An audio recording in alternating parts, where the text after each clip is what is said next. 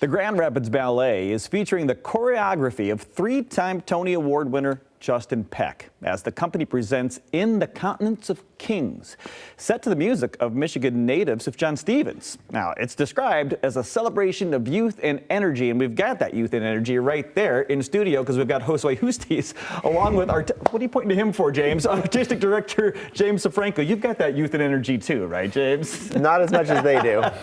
Well, thank you for being here once again. Tell me a little bit about, James, you've performed this show with the San Francisco Ballet. Tell us about Justin and the show. Yeah, Justin Peck is the resident choreographer of New York City Ballet, one of the hottest working choreographers in the world today. He's created, I don't know, dozens, probably over 50 ballets around the world. He did the movie West Side Story with Steven Spielberg. He's done 3 Broadway shows and won 3 Tonys for it. So yeah, he's a very in-demand choreographer.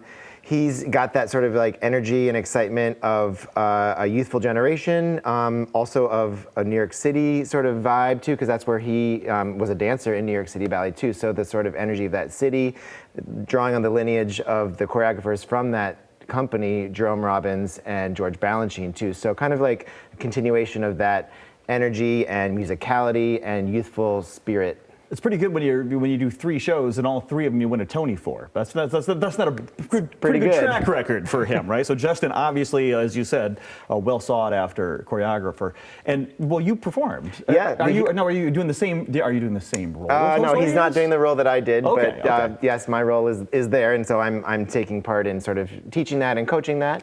So it's been fun for me to return to it. So Justin came to San Francisco and made this piece in 2016 when I was still dancing there, and we're only the 3rd company ever to perform it. So San Francisco Ballet, Pacific Northwest Ballet in Seattle, and now us in Grand Rapids. Kind of an exclusive. I like that. Yeah. Josue, now this is a bit of a swan song for you because this is you're retiring. Congratulations. I mean, far too young to be retiring, right? Thank you. Tell me about the role that you are playing and what.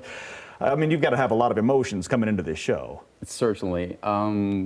You know, I gotta be honest, I was familiar with Justin Peck, just as in the culture of ballet, that he was someone that was like very recognizable and like his choreography is very important in our days. And I had like a little bit of like, oh, let's see what it is. And then I saw it, and then I learned it, and I was in love. I was in love. It's truly, I play, my part's called the hero. Good role to have. I guess. The hero, right?